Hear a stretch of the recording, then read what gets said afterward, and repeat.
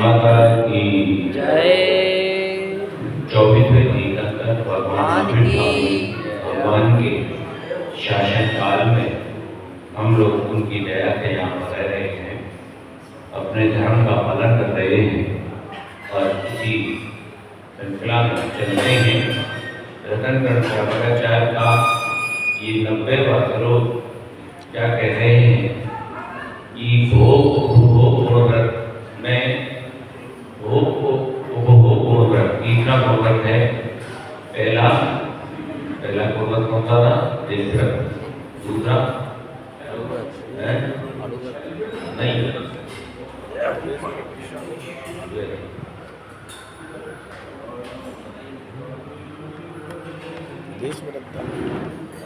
नहीं देशव्रत ही होगा।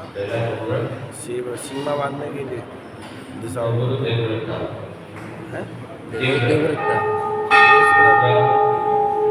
तीन ही तो व्रत है, देश व्रत, अनर्थ दंड और वो पहला व्रत, दूसरा अनर्थ दंड व्रत और तीसरा भोग कर्माण व्रत। इसमें जो अतिचार होते हैं, उन अतिचार यानी अतिचार का मतलब जो दोष है उनके बारे में आचार्य भगत कह रहे हैं कि जो व्यक्ति व्रतों को धारण करता है उन्हें अपने इस उल्लंघन का ध्यान रखना चाहिए कि यदि वो ऐसा करता है तो उसके लिए हुए व्रत का भी उल्लंघन हो जाता है। और क्या कह रहे हैं कि कौन कौन से उल्लंघन उन्हें बताए गए। विषमतम विद्तम विषयों को अनपेक्षित नहीं करना, विगत काल में भोगे भोगों की स्मृति भी पुनः करना, भावी भोगों की अतितृष्णा लोलुपता अति अपनाना, भोग कर्माण दोष ये भोगों में अति रम जाना।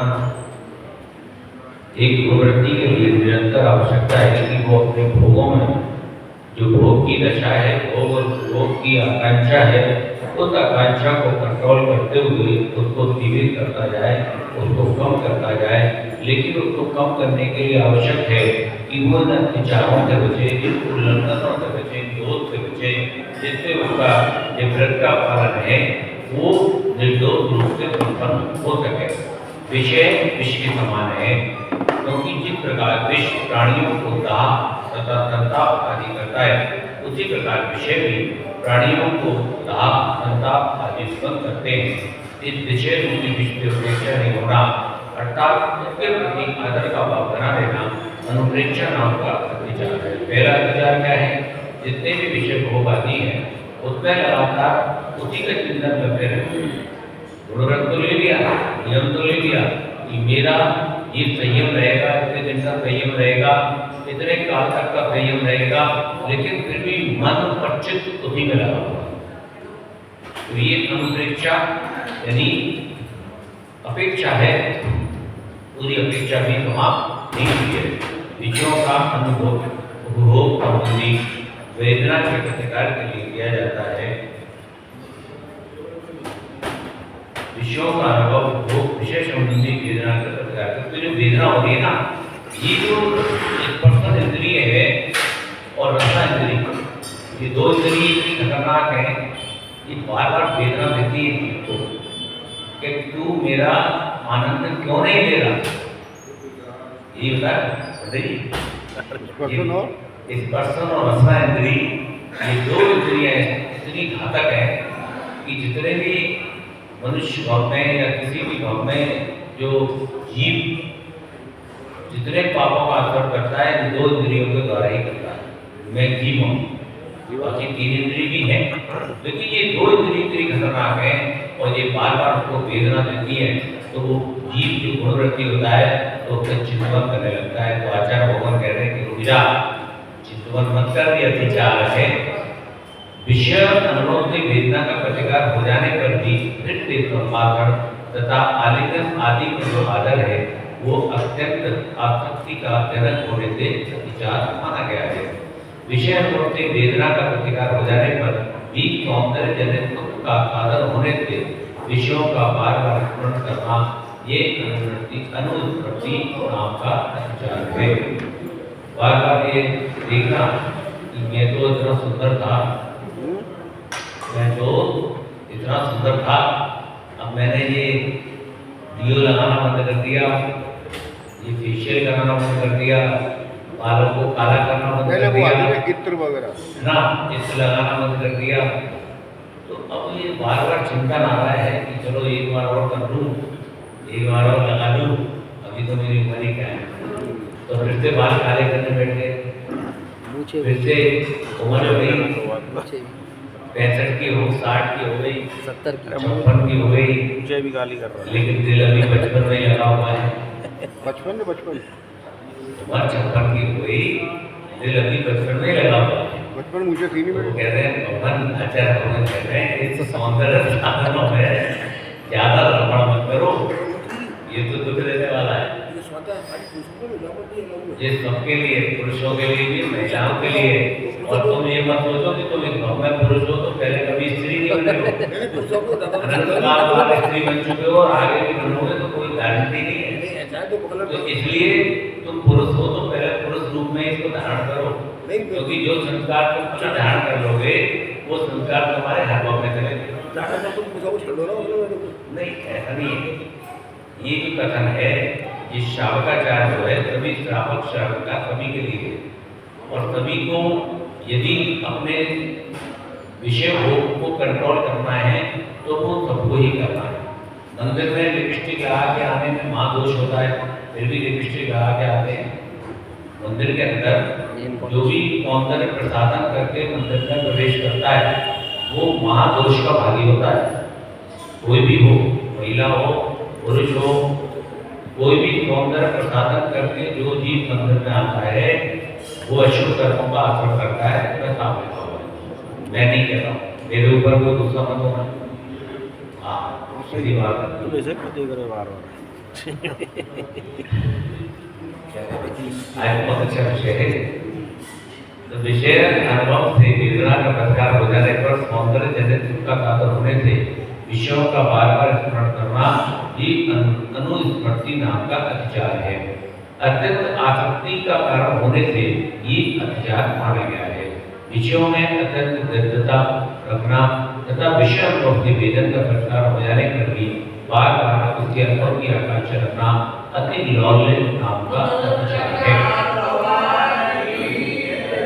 और वेदना हो रही है ना, अब वेदना का प्रतिकार कैसे करें, उसका शांत कैसे करें, तो बार बार उसका चिंतन चल रहा है। तो ये अति लौल्य नाम का अतिचार है। आगामी भोग आदि की अत्यधिक व्यग्रता के साथ प्राप्ति की आकांक्षा रखना अति तृष्णा नाम का अतिचार है। अब आपने महाराज जी को हाथ दिया, महाराज जी ने कह दिया कि भाई अभी 1 साल 6 महीने तक आपको ना तो आलू खाना है, ना रात का भोजन करना है, ना जमीन खाने हैं। अब चल रहा है जनवरी, फरवरी, मार्च, अप्रैल, मई, जून, जुलाई आने दे, सबसे पहले गल्ला खाऊंगा। जुलाई आने दे, सबसे पहले आलू के पराठे खाऊंगा। तो ऐसी जो भविष्य में होने वाली आकांक्षा है, ऐसे ही महाराज ने नियम दिला दिया कि कोई भी सौंदर्य प्रसाधन का प्रयोग नहीं करना। अब चातुर्मास का तो नियम ले लिया, अब नवंबर आते ही शादियां शुरू हो गई। अब नवंबर हो गई, अब नियम तो लिया था 5 महीने का, अब इंतजार करना पड़ेगा दिसंबर तक का।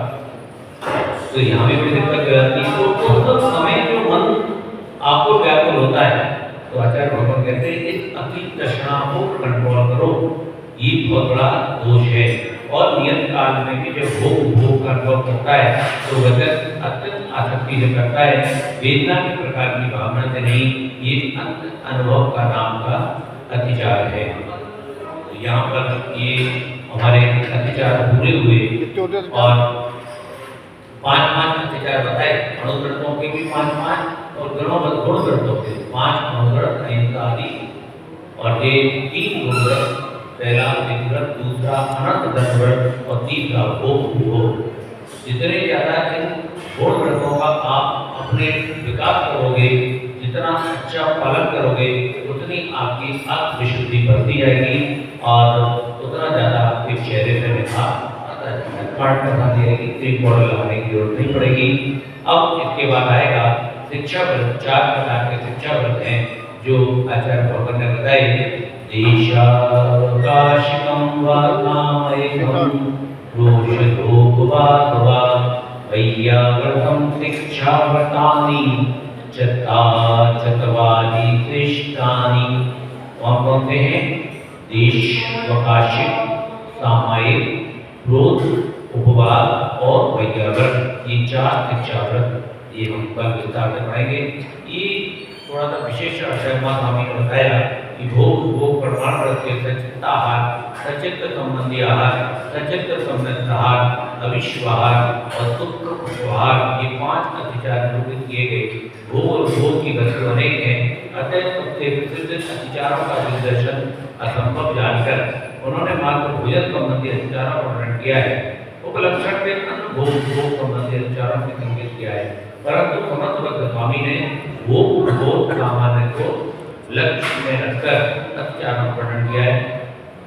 माँ स्वामी ने तुम्हारी भोजन से संबंधित बताया है, लेकिन जो समर्थवत स्वामी है उन्होंने 5 दिनों से संबंधित जो भोग और उपभोग है उन सबके बारे में उन्होंने ये अतिचार बताए हैं।